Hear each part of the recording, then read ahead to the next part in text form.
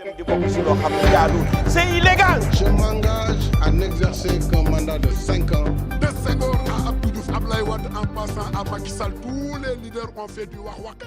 mbokki Leral TV Leral.net jërë ngeen jëf ñu ngi amati mbégte bu baax di leen dalal seen émission bii di Jokko comme ni ngeen ko xamee rek muy émission boo xam ne dañ fiy dalal chaque jour boroomi xam-xam ñuy waxtaane lépp lu jëm ci actualité nationale tey nag ñuy dalal koo xam ne nii monsieur le ministre Pape Gorgui Ndong nekk aussi maire Pikine Ouest monsieur le ministre ñu ngi lay nuyu di la bàyyi nga nuyoo ko mbokki Leral TV Leral.net. sëñ Fallou maa ngi lay fay di la sant bu baax a baax ci invitation bi di la ñaan rek nga may ma nuyu bu baax a baax mbokki Sénégal yëpp rawatina ñi nga xamante ne ñoom ñoo féete fii ci banlieue bi rawatina bu baax a baax nag ñi ma bokkal commune di la commune de Pikine Ouest ma leen di nuyu di leen di sant ci période de résilience yi taxawaay bi nga xamante ne ku ci nekk ci ñoom am nga ko waaye it nuyu ñëpp ñi nga xamante ne seen i internautes la di leen di suivre di leen di béggee fii nga xamante ne mooy Leral TV ak Leral.net ma sant la nag ci invitation jokkoo bi nga xamante ne certainement dinañ jokkoo ci xew-xew yi jot a am ci biir réew mi. incha allah alors monsieur le ministre comme ni ñu ko defee ak suñuy invité si moment bi mooy nga defal ñu rek jàngat bu gàtt si crise bi nga xam ne moo am au niveau national crise sanitaire muy Covid 19 bi bala ñuy dugg si suñu biir émission. waaw loolu bu ma ko doon jàngat dama koy tënk rek ci ñetti étape yoo xamante ne jàpp naa ne étape yu am importance la ci processus bi nga xamante ne boobu virus bi duggee Sénégal ba jamono ji ñu nekk mooy première étape bi mooy première fois bi nga xamante ne virus bi dugg na ci biir réew mi muy le 2 mars mu am taxawaay boo xamante ne bu am solo ci autorités yi nga xamante ne ñoom ñoo jiite réew mi ci jël kaddu rawatina le président de la République son excellence monsieur Macky Sall jël kaddu adressé wu à la nation adresse à la nation nag loolu ñu ngi ko faraloon di gis ci ay jamono yoo xamante ne ci calendrier républicain bi lañ ko bind kon bu ñu gisee ci jamono joo xamante ne du bokkul ci calendrier républicain ñu gis njiitu réew mi jóg di wax ak askan bi ñu xam ne la situation dafa laaj jotaayi président de la république loolu étape la bu am importance ci la vie de la nation président de la république jokkook askan bi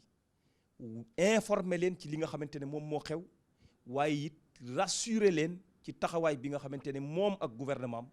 mettre nañ ko en place pour circonscrire li nga xamante ne jëm na ci feebar bi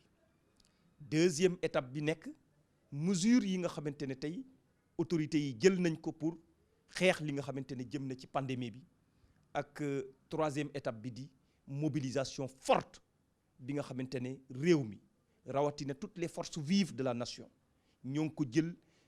jëmale ko ci autour du président de la République mu am taxawaay boo xamante ne ñëpp saluer nañ ko ci wàllum solidarité waaye it ci wàllum patriotisme autour du chef de l'État pour faire face à cette pandémie kon bu ma doon évaluer tey ci taxawaay bi nga xamante ne am nañ ko ci ñetti étape yooyu bi mu duggee ci jàkkaarloog askan bi président de la République wax ak ñoom ci mesures yi nga xamante ne jël na ko ci diggante bi pour xeex la nga xamante ne jëm na ci coronavirus bi beneen bi mooy comportement citoyen yi am jëmale ko ci consensus national bi am autour du président de la République pour accompagner ko ci xeex ci stratégie bi nga xamante ne moom élaboré na ko pour xeex li ci jëm leneen lay des nag day analyse bay am nag day doon analyse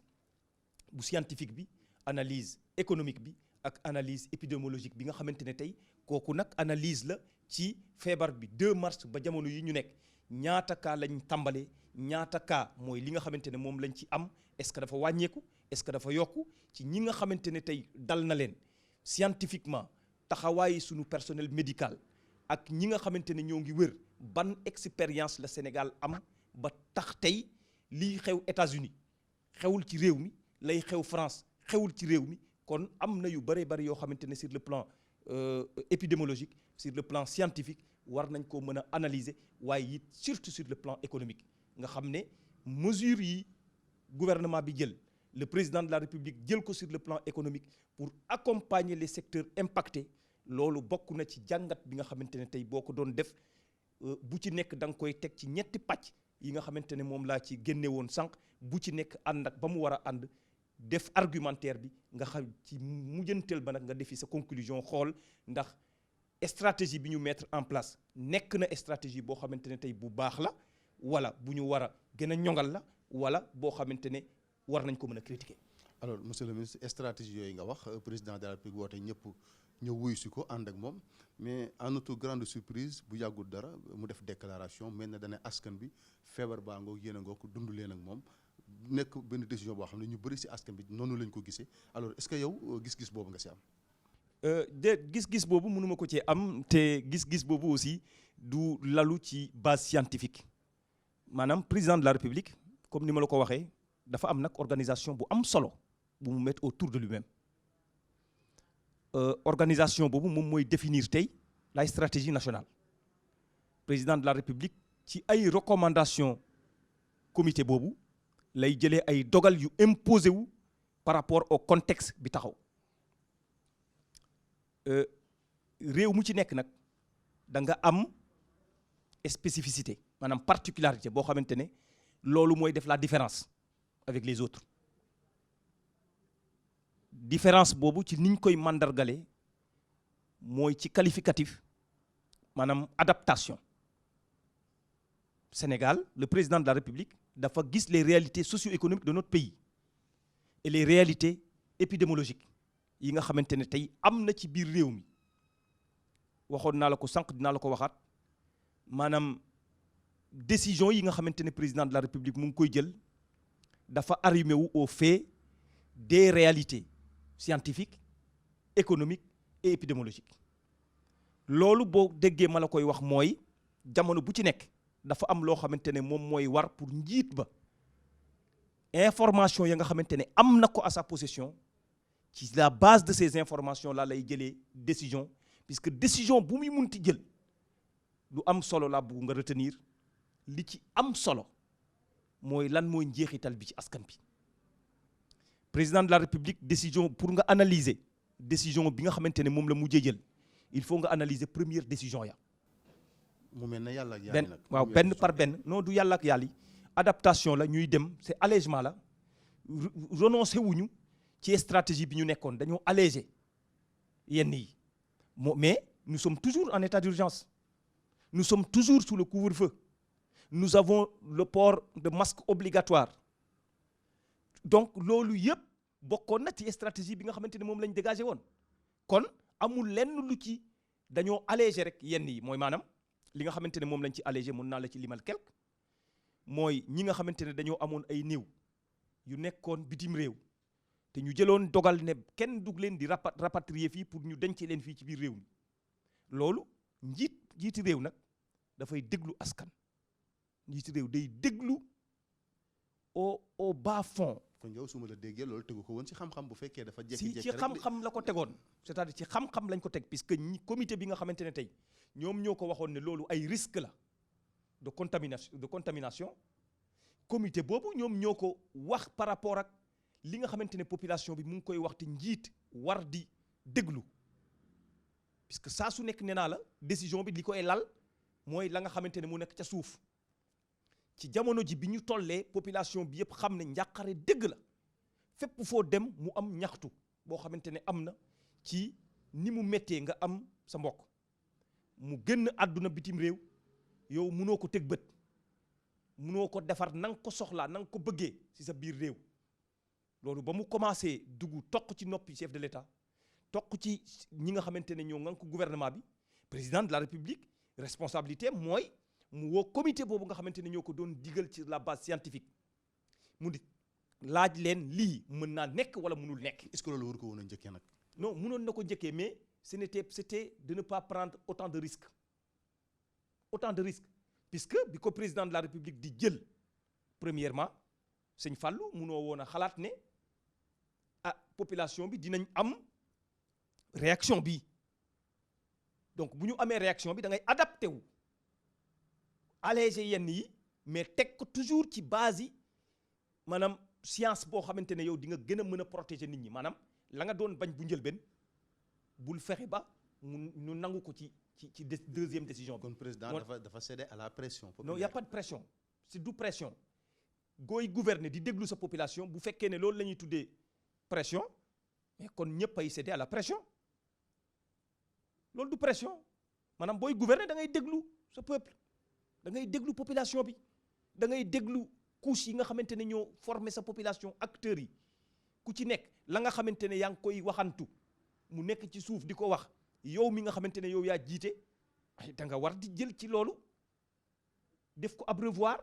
di ci tànk di ci alimenter li nga xamante ne tey moom nga war a jël comme décision mais c'est pas une pression du pression boo xamante ne tey am na ko wala na bu fekkoon pression boo xamante ne day gàllankoor réew mi wala day doon pression boo xamante ne tey boo ko jëlee majorité ci population bi day doon loo xamante ne da leen di gàllankoor loolu mënoo fexe ba mu nekk pression mënoo fexe ba président de la république jëfe ko mais président de la république dafa am ay nattukaay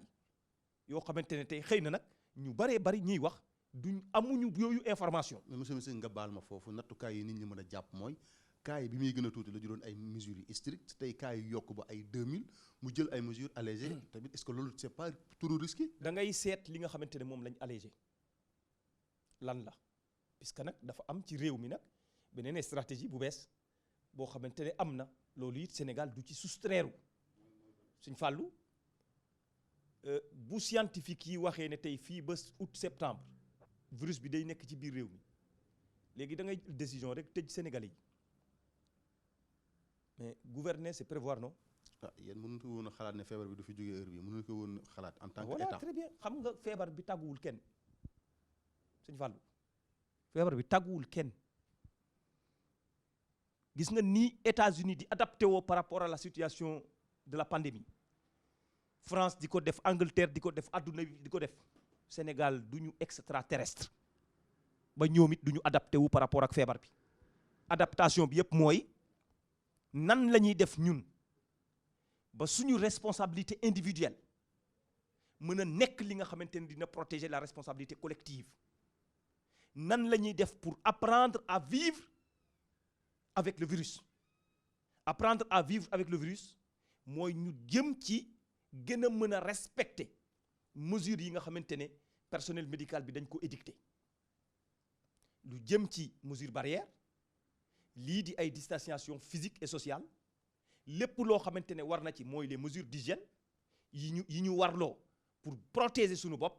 loolu buñ ko responsabilité boobu la ñuy gën a delloo si waat ci askan bi ne la responsabilité individuelle mun na nekk li nga xamante ne moom mooy nekk vecteurs yi responsabilité collective bi. d'accord responsabilité individuelle boobu nga wax dëgg la mais on a l'impression que le président nag dafay toog lu France def rek mu copie ni ñuy wax copie ak coller bu France ne déconfinement mu ne déconfinement bu France waxee leneen wax ne tey France ubbi na yenn léegi mu ubbi ko mais est-ce que yow tey en tant que maire jàppoo ne mu ubbi marché yi du risque si yéen rawatina commune yu mel ne Pikine Ouest tey par exemple. mais France Sénégal moo ko njëkk a def port de masque obligatoire kon France moo copié ci Sénégal. Avant France di waxi port de masque obligatoire dans les lieux publics Sénégal jël na dogal ne dans les lieux publics port de masque obligatoire la lan moo tax waxu leen ne Macron daa copier ci président Macky Sall. loolu moom xel mënu koo xalaat moom. et puisque loolu mooy psychose bi nekk ci boppi sénégalais yi maanaam ki nga xamante ne nag buggul décoloniser wu mënoo ci moom dara man kenn coloniser wu ma ki nga xamante ne dans sa tête. jàpp na ne français mooy colombe la ba léegi gëm naa ne kooku lu waay mën a def mu ne la français yee ko tax français yee ñoo ko wax man jàpp naa ne am naa président de la république boo xamante ne réalité Sénégal la sukkandiku ay experts ay scientifiques yi sénégalais la mettre en place ci ñoom la sukkandiku di jël décision yoo xamante ne dañoo adapté ci sunum réew jël marché ubbi ko ñun ba ñuy tëj suñu marché France tëjul marché waaw dafa am loo xamante ne nag réalité économique la dafa am loo xamante ne c'est une réalité économique fàllu doo jël nit ñi nga tëj leen ci seen biir kër yi ñuy dee xiif fàllu dafa am loo xamante ne dëgg nag gouverner aussi jël ay mesures yenn yi am na solo waaye it xool lay xew ëllëg puisque nag duñ jël virus bi am noo xamante ne ñoo ngi koy gérer pour participer à la faillite de nos États fii ak ci kanam tuuti loolu aussi responsabilité la mais malheureusement du responsabilité citoyen bi directement mais indirectement responsabilité am la puisque dafa délégué pouvoir am au président de la République délégué ko en son gouvernement kon kooku dafa war a jël dogal pour protéger citoyen bi ci la nga xamante ne ëllëg bu xewee population bi da koy wax ne yow la kon léeg-léeg ñu jël mesure yoo xamante ne mën naa bañ a méngoog li nga bëgg mais ay la yéwén mesure boobu finalité ba mooy protéger la yow si sa bopp kon man jàpp naa ne président de la république ci jamono fii ñu toll képp koo xamante ne tey yaa ngi wax ne dafa céder à la pression dafa copier ay nit c'est parce que da nga xamul réalité scientifique yi wala réalité économique yi wala réalité épidémiologique yi nga xamante ne sur la base de ces informations le président de la république mu ngi ajuster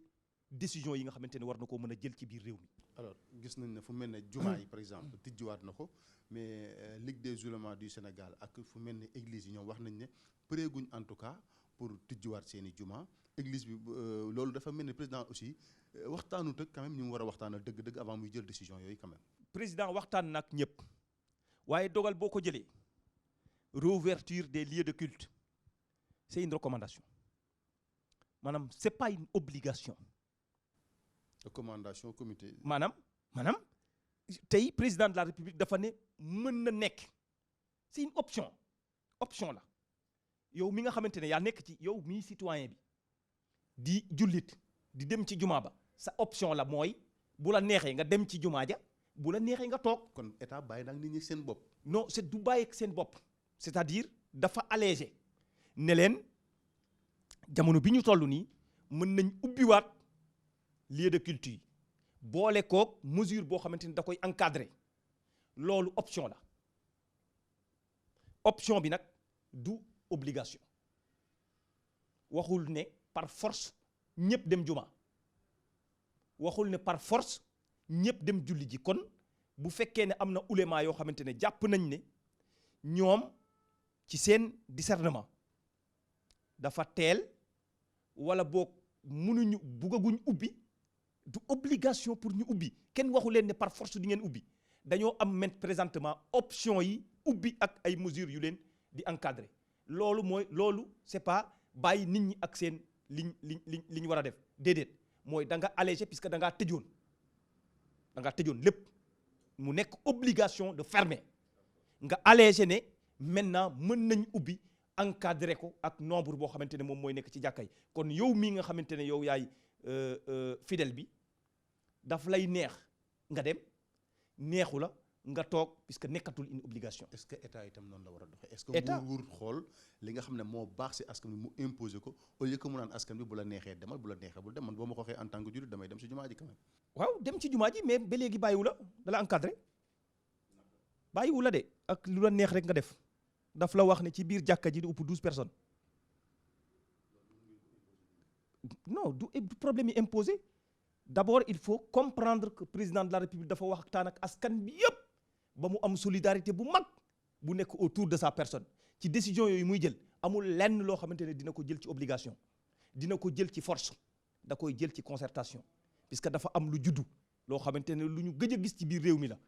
muy élan de solidarité de patriotisme bi am autour du président de la république yow doo xam kañ la président de la république di concerté wu doo xam kan lay woo kan lay concerté wu puisque gisatoo défilé ba biir palais boobu weesu nañ étape boobu ci beneen étape de concertation lañ nekk ci beneen étape de dialogue de consensus autour des décisions du président de la république ci lañ nekk président c'est un homme de consensus nit la boo xamante ne décision bu muy munti jël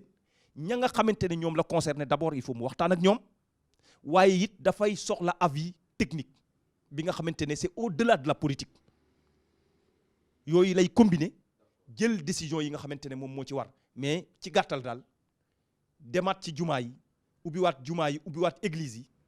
option la rek du obligation. d'accord option la d'obligation alors wax nga léegi sa biir wax que solidarité autour du président que ñëpp dañu leen a woo ñu wuyu si ko mais on a l'impression que aujourd'hui toute la classe de l'opposition en tout cas ñu si ëpp dañu ko wan ginnaaw parce que dafa jël ay décisions yoo xam ne waxtaanu si kenn alors que affaire yi métti day na woon démb ku mel ne Ousmane Sonko moom wax na ne carrément da ngeen ne échec sur toute la ligne waxtaanu leen opposition que décision yi ngeen jël yëpp Macky Sall ak son gouvernement nekkul loo xam ne mooy gën en tout cas si askan bi dafa wax sax si biir wax ne yéen da ngeen a bàyyeek comme ni ma ko wax askan bi ak ñoom léegi lu leen dal vous êtes responsable yéen lu dal askan bi Sonko nee na vous êtes les responsables. xam nga nag léeg-léeg mu am dans la classe politique wala ci société bi ñoo xamante ne wax dëgg yàlla jàpp nañ ne seen rôle mooy lu nit ñi def ñu ne baaxul. Ousmane Sonko raté na vraiment une occasion maanaam mu gën a ñongal patriotisme ak solidarité bi nga xamante ne ñoo ngi koy gis ci waxtu bii. xam ne waxtu yi est-ce que du yaa jàpp loolu waxtu yi crise la puisque jàpp naa ne du waxtu yi politique politicienne du waxtu yi boo xamante ne dañ ci distingué wu puisque mënoo ci am benn dividende jamono la boo xamante ne boo yëkkati kaddu da ngay proposer solution mais du yëkkati kaddu pour ŋàññ waaye dafa am lu ma seetlu bu baax sëñ Fallou nga war ko seetlu nag li ma doon gis di ko observer bu njëkk avant l'arrivée du président Macky Sall au pouvoir mooy dama doon gis ne ñi nekk ci pouvoir bi ñoo doon développer benn forme d'arrogance boo xamante ne jëmale ko ci askan bi loolu laa doon seetlu auparavant maanaam ñiy gouverner ñoo doon am benn forme d'arrogance bu ñuy teg ci kaw askan bi di ko compressé nag mais ci jamono jii daa am loo xamante ne seetlu naa ko te ñu bari bàyyiwuñ ci xel mbir mi dafa wëlbatiku maanaam ci opposition bi la ñuy gis ñoo xamante ne ñoom ñooy gëtën askan bi maanaam waaw ñoom ñooy gëtën askan bi xam nga li ma la bëgg a wax foofu mooy ñoom ñooy wax askan bi ne ay tapet ngeen ñoom ñooy wax askan bi ne ay warkat ngeen ñoom ñooy wax askan bi ne ay ñu indiscipliné ngeen xam nga loolu nag dafa am fu ñu ko faraloon di gis moo nekkoon ñi nekkoon ci pouvoir bi ñoo doon am genre yi langage yooyu ñoo doon am façon de comportement yooyu mais tey ci jamono bi ñu toll dama gis ne ñi féete ci kujje gi ñoo am yooyu comportement ji ko jëmale ci biir ci askan bi ma ràññee ci nag Ousmane Sonko. nga baal ma bala ngay agressé Ousmane Sonko mu am loo xamante ne rek foofu dama ko bëgg a souligner Ousmane Sonko mënul heure bu yëkkatee kaddu rek xas sénégalais yi ba pare te di wax sénégalais yi ne dama bëgg ngeen jox ma réew yow di xas sénégalais yi te ñoom ngay demandé xasul président dafa wax ay idéem jàpp ne li ngeen def baaxul mu dénoncé ko ci biir wax ji Ousmane Sonko nee na les Sénégalais sont indisciplinés. loolu dégguma ko franchement. loolu day dégg naa ko ci biir kaddu gi kon loolu man jàpp naa ne booy traiter les Sénégalais d'indisciplinés à chaque fois daal des comportements désobligeants yoo xamante ne da nga koy jël jëmale ko ci askan bi ba pare askan boobu da nga ko bëgg daal da nga bëgg askan bi topp la dans la terreur maanaam bu ma ko tekkee bu baax mooy ñoom dañoo bëgg askan bi topp leen par force ci terreur bi ñuy teg askan bi loolu nag dama ko doon gis faral di seetlu ci pouvoir mais léegi changé na opposition bi ñoom ñooy terroriser maintenant population on a l'impression kon instant bi ci débat politique nag ngeen nekkatu leen parce que tam wax dëgg yàlla yéen Ousmane Sonko rek ngeen di wax Déthié Fall wax Mamadou Lamine Diallo wax na mais Ousmane Sonko dafa gën def déclaration yi ñëpp ngeen bëgg ko song mais li mu wax non même li ma koy songee sax songuma ko sax parce que dama jàpp ne rek daa def erreur de communication rek ay nitam aussi ñi nga xamante ne ñoo ko wër rek ñoo fay nekk jaay problème yi communication wax loo ko loo xamante ne wax dëgg yàlla du moment bi wax loo ko loo xamante ne du waxtu bi jàpp naa ne loolu du Ousmane Sonko parce que Ousmane Sonko xaw nañoo habitué tuuti ci ay propositions yu xaw a pertinentes quand même mais cette fois-ci franchement il est passé complètement à côté c'est-à-dire à côté puisqu'il n'a pas mesuré l'ampleur de la gravité de la situation il n'a pas certainement certaines informations yu ko war a mën a permettre mu am taxawaay pourtant parfois da ngay jàpp ne mu ngi wax li muy wax mu neex a dégg waaye ba ca biir nga dem ba ca biir gis tontu yoo xamante ne sax moom ñoom ñooy tontul boppam te nguur gi boo koy jiiñ ne concerté wul ak nit ñi ci yenn décision yi concertation mënu ñàkk ki jël un comité mettre en place force Covid boobu nga mettre ko en place inviter tous les acteurs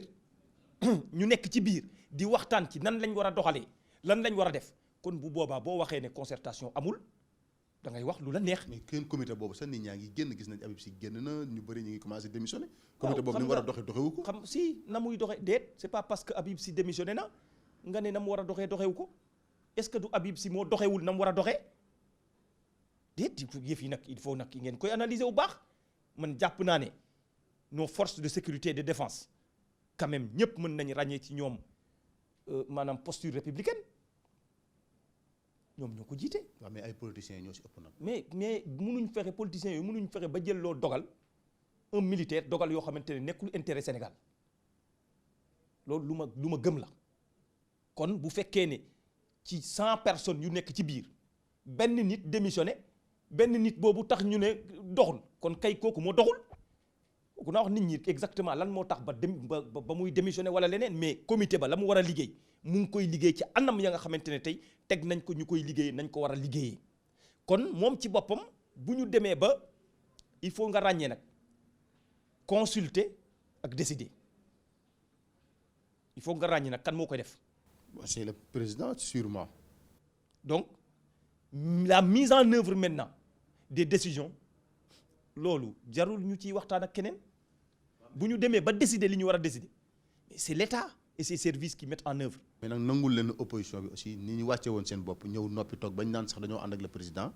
tey bu président amee yenn dogal yu muy jëlaat si wàllu ubbiwaat jàkk yeeg yu mel noonu war na si mën a toog waxtaan ak ñoom quand même parce que ñoom ñëpp dañoo bàyyi seen lépp ba ko muy doxal. non ubbi jàkka yi. non bu xama jàkk yi rek mais lépp sur yeneen décisions yi laa bëgg a wax. war na si waxtaan ak ñoom yeneen décisions yëpp.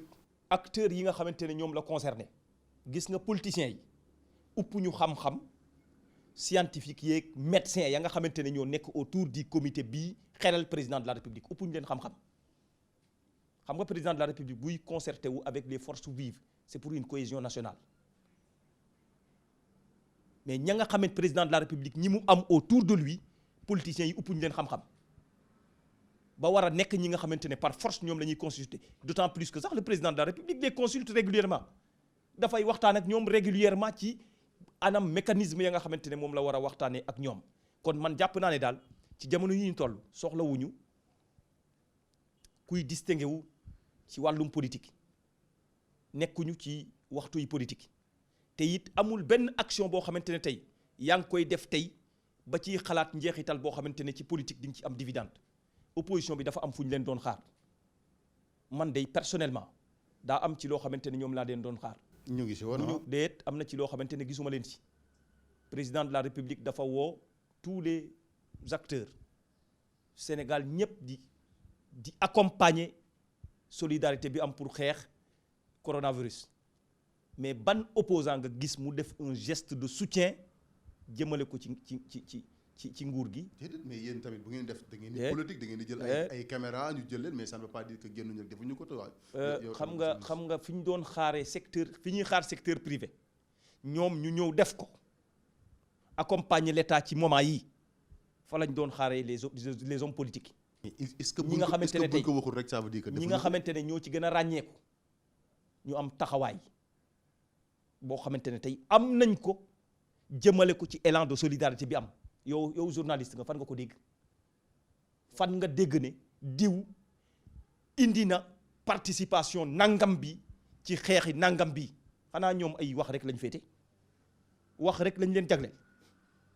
dañoo war a agir c'est pas parce que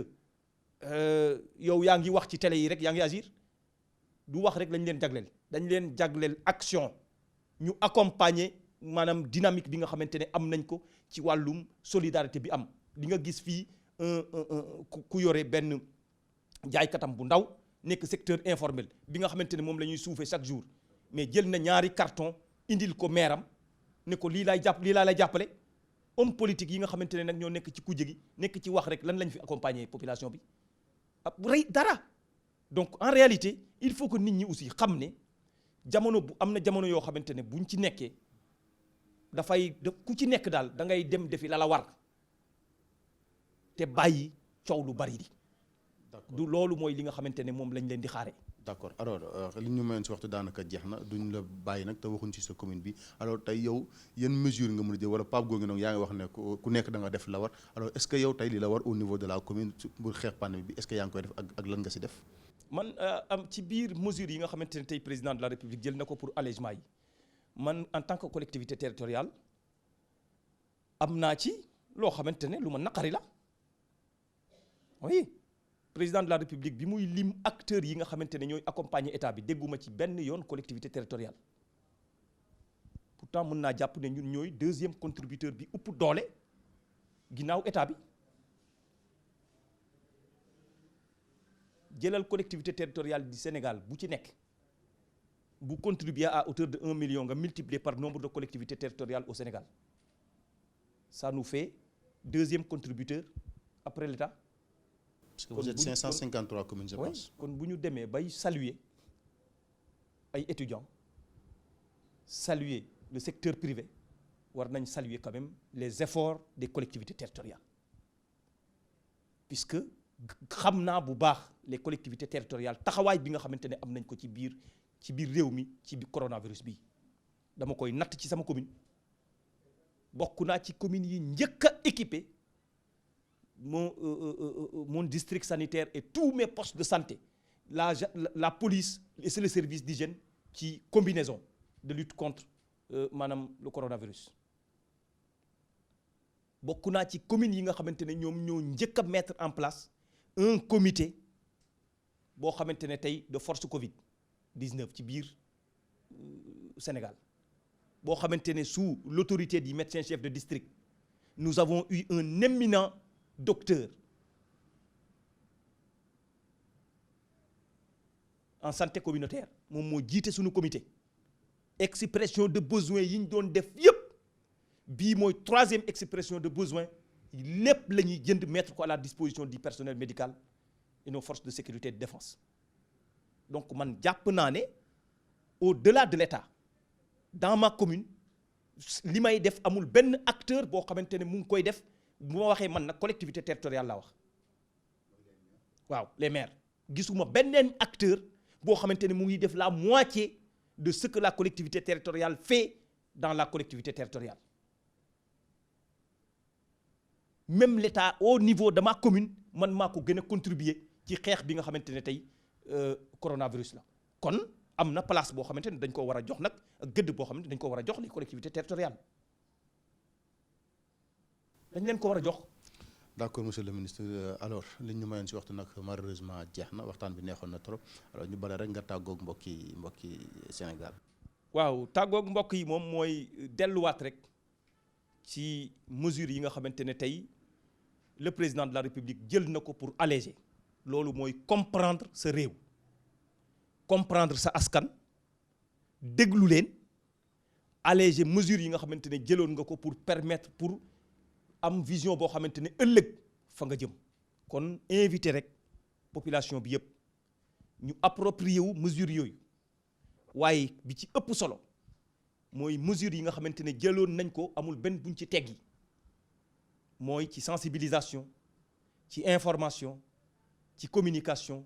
ak ci formation ci nan la ñu war a defee face à la pandémie ci mesures barrières yi mesure de distanciation physique et sociale ku ci nekk ci ñun sa responsabilité individuelle mën naa nekk li nga xamante ne da ngay endiguer